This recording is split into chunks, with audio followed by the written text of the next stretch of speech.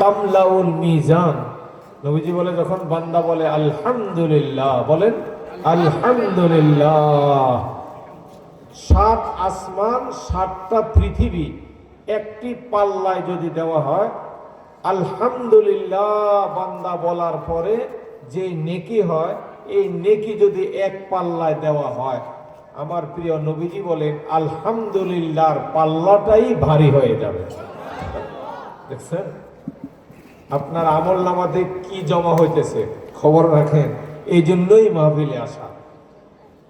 হে বান্দা, যতগুলো গুনাহ নিয়ে, যতগুলো অপরাধ নিয়ে, পাপ নিয়ে তুমি কোরআনের মজলিসে আসবা, আমি আল্লাহ তোমাকে ততগুলো নেকি দিয়ে তোমাকে বাড়িতে ফিরাইয়া দেব।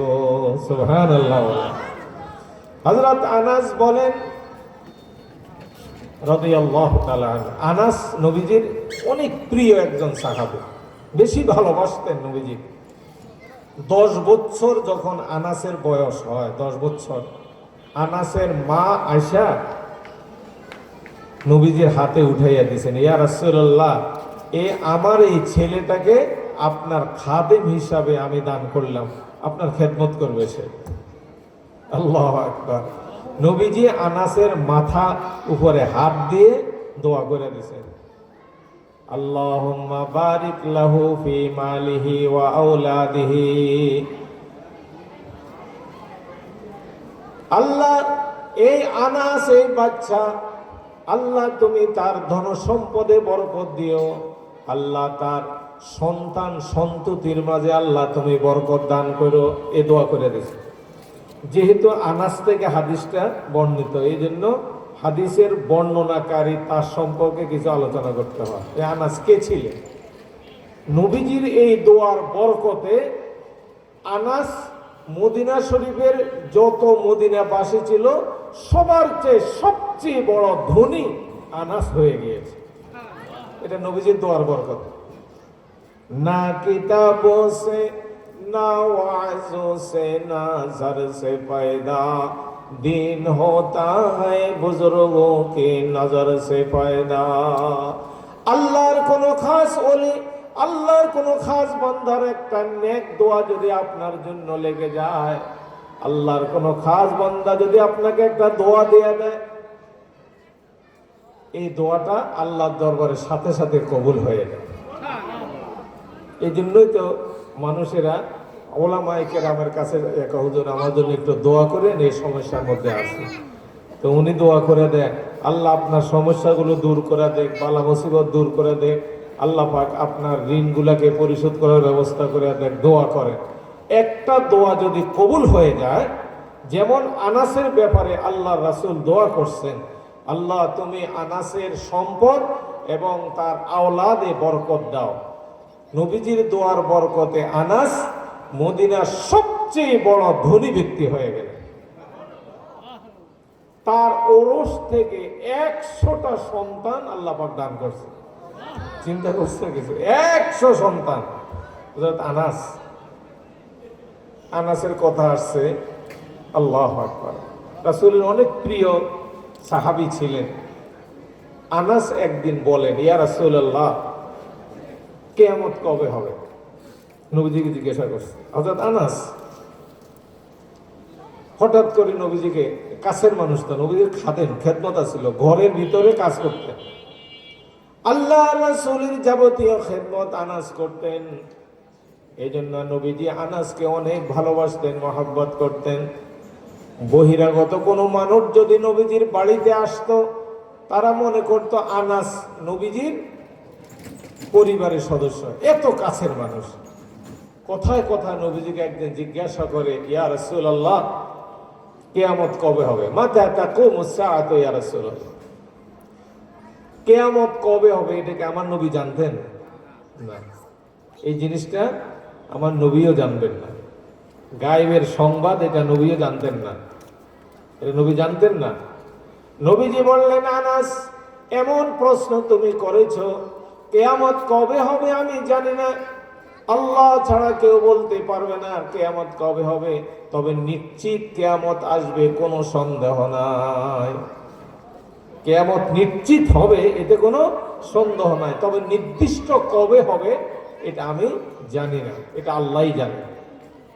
ইন্নাল্লাহা ইনদাহু ইলমুস সাআ, আল্লাহ পাক রব্বুল আলামিন তিনি জানেন সঠিক কিয়ামতের সময় কবে হবে। তবে হে আনাস, সেই মহা কিয়ামতের দিন, যেই দিন আল্লাহর আদালতে তোমাকে 50,000 বছর দাঁড়িয়ে থাকতে হবে। কিয়ামতের ময়দানে আল্লাহ যেদিন বিচারক হবেন, কতদিন দাঁড়াতে হবে? 50,000 বছর। আল্লাহু আকবার। আল্লাহ পাক সেই দিন তোমার বিচারক হবেন আনাস। ওই কিয়ামতের দিনের জন্য তুমি কি প্রস্তুতি গ্রহণ করেছো? তোমার কি প্রস্তুতি আনাস? আনাসে ভয় পাইয়া গেছে, ইয়া রাসূলুল্লাহ, ইয়া হাবিবাল্লাহ, আমার কোনো প্রস্তুতি নেই। আল্লাহর দরবারে আমি কি নিয়ে যাব? আমি খালি হাত, কিছুই আমার নাই, শুধু একটা পুঁজি আমার আছে ইয়া রাসূলুল্লাহ। কি পুঁজি? কয়, আমি আমার জীবনকে যত ভালোবাসি এর চেয়ে আমি আপনাকে ভালোবাসি। সুবহানাল্লাহ, আমার পুঁজি এটাই আছে। এবাদত তো কিছু আমার নাই, যেটা আল্লাহর দরবারে আমি জমা দিতে পারি এমন কিচ্ছু নেই। একটা আছে, আমি আমার জীবন থেকেও আপনাকে বেশি ভালোবাসি ইয়া রাসূলুল্লাহ। ইন্নী উহিব্বুল্লাহ ওয়া রাসূলাহু। এই মানুষ পৃথিবীতে সবচেয়ে বেশি ভালোবাসে তার জীবনকে। ডাকাতে ছিনতাইকারী যদি ধরে, চাকু বাহির করে, পিস্তল বাহির করে, তখন কি বলে? যা আছে সব দিয়ে দেব, আমারে জানে মানিস না। কি কোন? কেন? মানে আমার জানটা আমার কাছে এত প্রিয়, আমার কাছে যা আছে সব নিয়ে যা ভাই, আমারে মারিস না, আমারে মারিস না। এ কথা কয় না? কি বুঝাইতে চায়? জীবন মানুষের কাছে সবচেয়ে বেশি প্রিয়। হযরত আনাস বললেন, ইয়া রাসূলুল্লাহ, আমার জীবন আমার কাছে যত প্রিয়, এর চেয়ে আপনি আমার কাছে আরো প্রিয় বেশি ইয়া রাসূলুল্লাহ। এই পুঁজিটা আমার আছে, আর কোনো পুঁজি নাই। নবীজি বললেন, আনাস সত্য করে বলতেছে তো, তোমার জীবন থেকেও আমাকে বেশি ভালোবাসেনি। ইয়া রাসূলুল্লাহ, আপনি যদি পরীক্ষা নিতে চান তাহলে এই আনাসের জীবন এই মুহূর্তে আপনার জন্য কোরবান করে দেব। সাহাবায়ে কেরাম তা করে ছাড়ছেন, নবীজির জন্য তাদের জীবনকে উৎসর্গ করে দিয়েছে। আল্লাহর রাসূল থুতু ফেললে ওই থুতুটা মাটিতে পড়তে দিত না, সাহাবায়ে কেরাম হাতে নিয়ে শরীরে মাইখা ফেলতেন। এত ভালোবাসতেন আল্লাহর নবীকে। আল্লাহু আকবার কাবীরা, এত মহব্বত করতেন আল্লাহ রাসূল। আনাস বললেন, ইয়া রাসূলুল্লাহ, আমার পুঁজি এটা শুধু আছে, কিয়ামতের দিন আল্লাহর সামনে আমি হাজির হব, এমন কোনো কিছু নেই। আমার একটাই জিনিস আছে, সেটা আমার জীবন থেকে আমি আল্লাহ এবং তার রাসূলকে বেশি ভালোবাসি। নবীজি খুশি হয়ে গেলেন, খুশি হয়ে বললেন, আনাস, তোমার দাবিটা যদি সঠিক হয়, আমি রাসূল তোমার ব্যাপারে এই নিশ্চয়তা দিচ্ছি, আল মারউ মা মান আহাব্বা, যে যাকে ভালোবাসে, যে যাকে মহব্বত করে, তার সাথে তার হাসর হবে। যে যাকে ভালোবাসবে, যে যার নীতিকে আদর্শকে ভালোবাসে, তার সাথে তার হাসর হবে। তুমি যদি আমাকে ভালোবেসে থাকো, আমার আদর্শ, আমার সুন্নতকে তুমি ভালোবেসে থাকো, হে আনাস, কিয়ামতের দিন আমি রাসূলের সাথে হাসরের ময়দানে তুমি একসাথে থাকতে পারবা। সুবহানাল্লাহ। ভালোবাসা যার সাথে যার হাসর হবে, তার সাথে তার, যার সাথে যার ভাব, যার সাথে যার ভালোবাসা থাকবে, যার আদর্শ নীতি আপনার কাছে ভালো লাগবে, কিয়ামতের ময়দানে তার সাথে আপনার হাসর হবে, তার সাথে আপনি থাকবেন। আপনি যদি রাসূলের আদর্শ ভালো লাগে, উলামায়ে কেরামকে মহব্বত করেন, কোরআনকে ভালোবাসেন, আল্লাহর কসম কিয়ামতের দিন উলামায়ে কেরামের সাথে আপনার হাসর হবে, তাদের সাথে আপনি জান্নাতে যেতে পারবেন। আমি রাসূলের আদর্শ যদি তোমার কাছে ভালো লাগে, হে আনাস, আমার সাথে তোমার হাসর হবে। তো নবীর সাথে যদি হাসর হয়, তাহলে তার স্থান কোথায় হবে? জান্নাত। আনাস খুশি হয়ে গেছে, নবীজির এই কথা শুনে আনাস খুশিতে বাগ বাগ হয়ে গেছে। আনাস বললেন, ইয়া রাসূলুল্লাহ, ফামা ফারিহনা বিশাইইন আশাদ্দু ফারহান বিকাউলিন নবী সাল্লাল্লাহু আলাইহি ওয়াসাল্লাম আনতা মা'a মান আহবাব। আনাস বলেন, ইয়া রাসূলুল্লাহ, ইয়া হাবিবাল্লাহ, আমার মাতা পিতা আপনার জন্য কোরবান হয়ে যাক ইয়া রাসূলুল্লাহ। জীবনে যতগুলো কথা আপনি বলেছেন, আজকের কথার মতো এত আনন্দময় কথা, খুশির কথা আর কোনোদিন বলেন নাই। সুবহানাল্লাহ। আজকের আপনার এই কথাটা আমি অনেক খুশি হয়েছি। জীবনে যতগুলো কথা আপনি বলেছেন, আজকের কথার মতো এত খুশির আনন্দের সংবাদ আর কোনোদিন আপনি আমাকে দেন নাই। এবার আনাস বলে, ইয়া রাসূলুল্লাহ, ইয়া হাবিবাল্লাহ, ইন্নী উহিব্বুল্লাহ ওয়া রাসূলাহু, ইন্নী উহিব্বু আবা বকর, ইন্নী উহিব্বু উমর, আরজু আন আকুনা মা'হুম বিহুব্বি ইয়াহুম ওয়া ইল্লাম আ'মাল বিআমালিহিম। জোরে বলুন সুবহানাল্লাহ। ইয়া রাসূলুল্লাহ, ইয়া হাবিবাল্লাহ, আমি আল্লাহ এবং তার রাসূলকে আমি অনেক ভালোবাসি, মহব্বত করি। আমি আবু বকরকে ভালোবাসি, আমি ওমর, ওসমান, আলীকে ভালোবাসি। সুবহানাল্লাহ। এবার অ্যাডভান্স হয়ে গেছে। আমি আল্লাহ এবং তার রাসূলকে আমার জীবন থেকেও বেশি ভালোবাসি। আমি আবু বকরকে ভালোবাসি, আমি ওমরকে, ওসমানকে, আলীকে ভালোবাসি। ইয়া রাসূলুল্লাহ, এই চারজনের নাম শুনছেন তো? আল্লাহর রাসূলের মেহরাবের আলোকবর্তিকা ছিল চারজন নবীজির খলিফা, চারজন। আল্লাহু আকবার। চেরাগে মসজিদ ও মেহরাব ও মিম্বার, আবু বকর, ওমর, ওসমান, হায়দার। আল্লাহর রাসূলের মিম্বারকে আলোকিত করেছেন চারজন মহান ব্যক্তি, আবু বকর, ওমর, ওসমান, আলী। হযরত আনাস বললেন, ইয়া রাসূলুল্লাহ, আপনাকে যেমন মহব্বত করি, আবু বকর, ওমর, ওসমানকেও আমি ভালোবাসি। সুবহানাল্লাহ।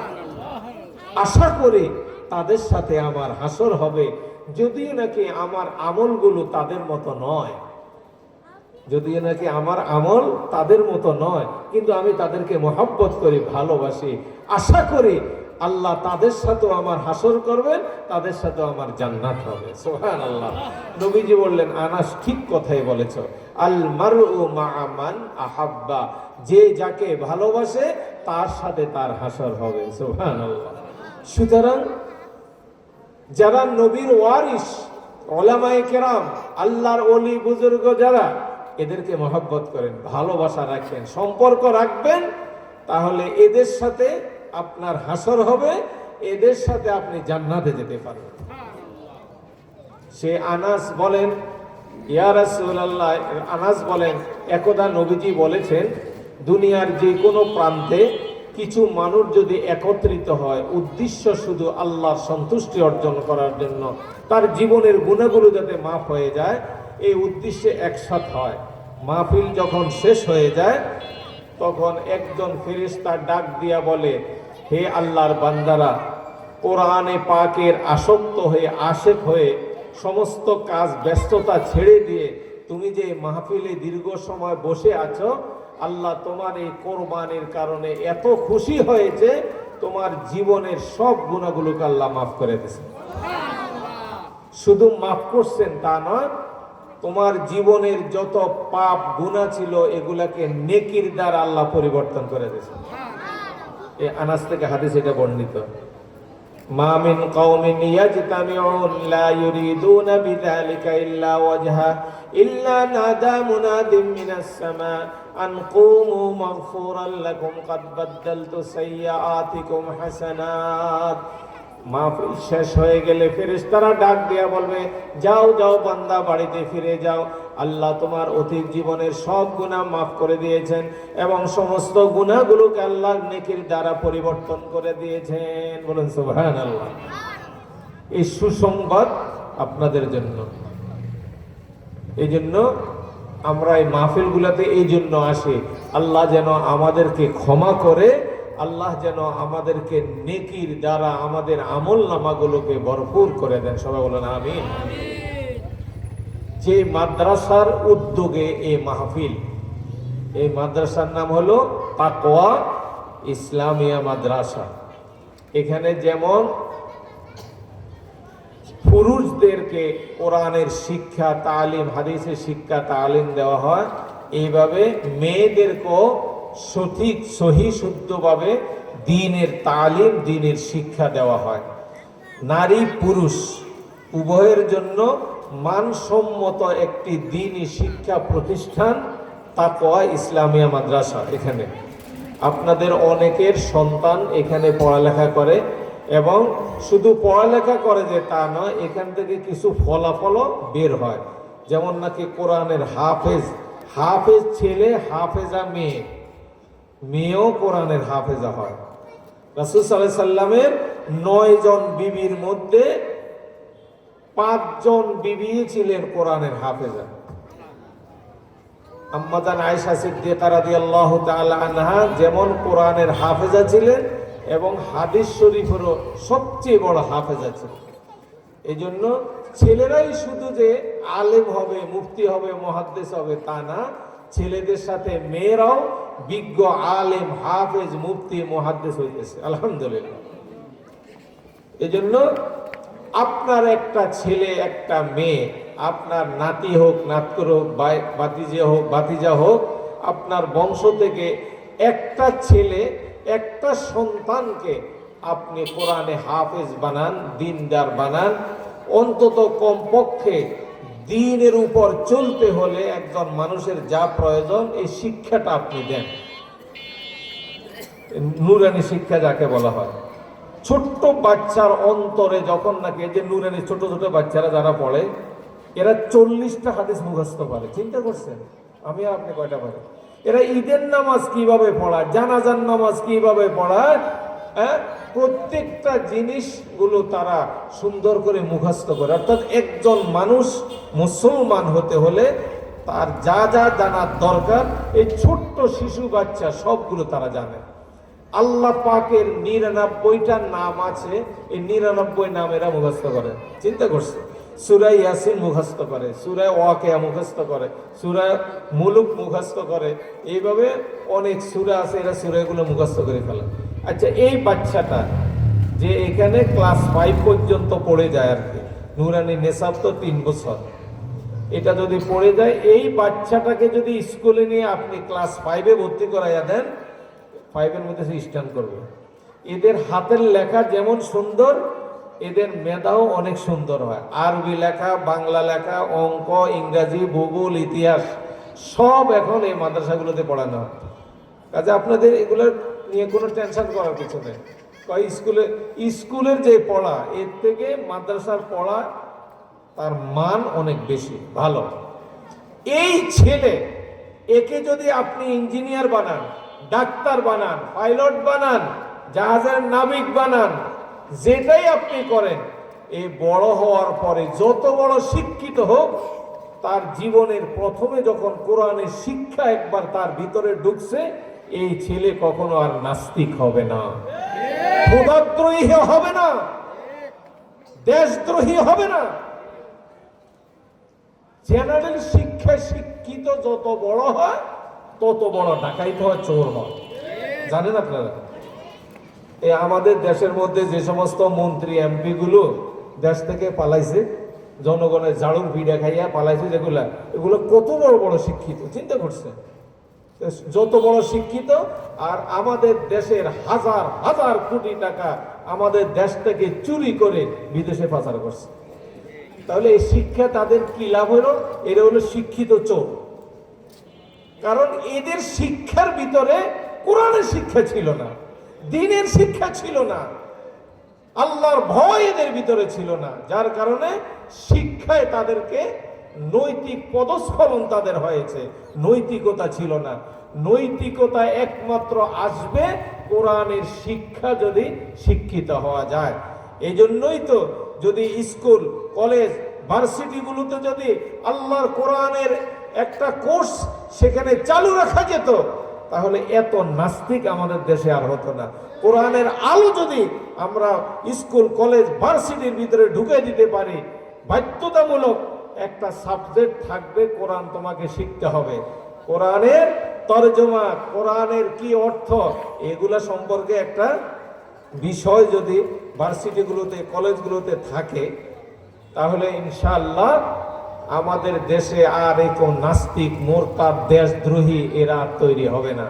এই জন্য আপনার ছোট বাচ্চাদেরকে, এদেরকে প্রথমে কোরআনের শিক্ষা শিক্ষিত করবেন। এরপরে আপনার যা ইচ্ছা আপনি তাই বানান, ডাক্তার বানান, ইঞ্জিনিয়ার বানান, যেটা আপনি বানাইতে চান বানান, কিন্তু প্রথম কথা আপনি মুসলমান, এই কথা ভুলে গেলে হবে না। আমি একজন মুসলমান, আমাদের সংবিধান হলো আল কোরআন। সুতরাং এই কোরআন যদি আমি শিখতে না পারি, এই কোরআন যদি আমি কিচ্ছু না বুঝি, তাহলে তো আমার মুসলমানই আর ঠিক থাকবে না। এই জন্য বড় ভাগ্যবান ওই সমস্ত মা বাবারা যাদের একটা সন্তান কোরআনের হাফেজ হয়েছে, দিন শিখেছে, ঈমান শিখেছে, এরাই কিয়ামতের দিন আপনাকে আল্লাহর আদালত থেকে সুপারিশ করে জান্নাতে নিয়ে যাবে।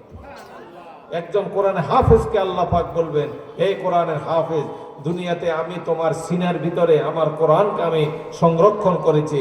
আজকে কোটি কোটি, হাজার হাজার, মিলিয়ন মিলিয়ন মানুষের সামনে আমার কালামে পাকটা একটু তেলাওয়াত করে আমাকে শোনাও। সুবহানাল্লাহ।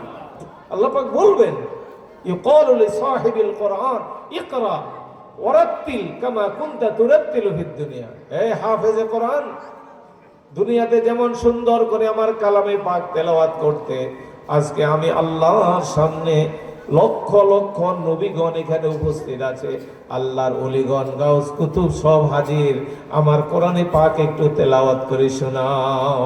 হে হাফেজে কোরআন, যখন আল্লাহর কালামে পাক তেলাওয়াত শুরু করবে, তুমি একটি আয়াত তেলাওয়াত করবা, এক তলা উপরে তোমার স্থান হবে। ৬৬৬৬টি আয়াত তেলাওয়াত করবে, আল্লাহ পাক তাকে ৬৬৬৬ তলা বিল্ডিং এর উপরে আল্লাহ তাকে স্থান দিবেন। ফাইন্না মানজিলাকা ইয়াউমাল কিয়ামাতি ইনদা আখির আয়াতিন তাকরাউহা। হাফেজে কোরআনকে আল্লাহ বিল্ডিং যেটা দান করবেন, বাড়ি, বিল্ডিংটা হবে সোনার আর চাঁদির তৈরি। এই বাড়িটা ৬৬৬৬ তলা বিশিষ্ট হবে। সুবহানাল্লাহ। এটা হলো শুধু হাফেজে কোরআনের সম্মান। তার মা বাবাকে, হাফেজে কোরআনের মা বাবাকে আল্লাহ নিজ হাতে, কুদরতি হাতে সোনার মুকুট একটা পরাইয়া দেবেন। সূর্যের আলো থেকে যার আলো বেশি প্রখর হবে, হাসরবাসী বলবে, এই সম্মানিত মানুষ কারা? হাফেজে কোরআনের মা বাবা। সুবহানাল্লাহ। আপনি মরে যাবেন দুনিয়ার থেকে, আপনার ওই সন্তান আপনার কবরের পাশে যাই আপনার জন্য কোরআন পড়ে দোয়া করবে। আল্লাহু আকবার। সুতরাং ভাই, এটা ভুল করেন না কোনোদিন, যে অন্তত আপনার বংশের একজন হলো তাকে আলেম বানান, হাফেজ বানান, দিনদার বানান, তাহলে অন্তত আখেরাতে পরকালে নাজাতের জন্য, মুক্তির জন্য আমার একটা উসিলা হয়ে যাবে। আল্লাহ পাক কবুল করুক, সবাই বলেন আমিন। এই মাদ্রাসায় তাকওয়া, তারা যেটা, যে জিনিস আপনাদেরকে দান করতেছে, ওলামায়ে কেরাম সমাজের মধ্যে এই মাদ্রাসাগুলো দিয়ে সমাজের মধ্যে অনেক সোনার মানুষগুলো তারা গড়তেছে। সৎ মানুষ, নির্ভীক মানুষ, আল্লাহওয়ালা মানুষ এই সমস্ত ফ্যাক্টরিগুলোতে তৈরি হয়। এই কোরআনের আওয়াজ এতে চলতে আছে। এই কোরআনের মাদ্রাসাগুলোর উসিলাতে আল্লাহ পাক পুরো এলাকার মধ্যে রহমত বরকত নাজিল করেন, বালা মুসিবত গুলোকে আল্লাহ পাক দূর করে দেন। এই জন্য এটা একটা নিয়ামত এই এলাকার জন্য। এই মাদ্রাসাগুলো হলো একটা আল্লাহর নিয়ামত। এটাকে সংরক্ষণ করা, হেফাজত করা, এটার উন্নতি কামনা করা প্রত্যেক ইমানদার মুমিন মানুষের কর্তব্য। আল্লাহ পাক যেন এই মাদ্রাসাগুলোকে আল্লাহ পাক কবুল করে, সবাই বলেন আমিন। মাদ্রাসাতে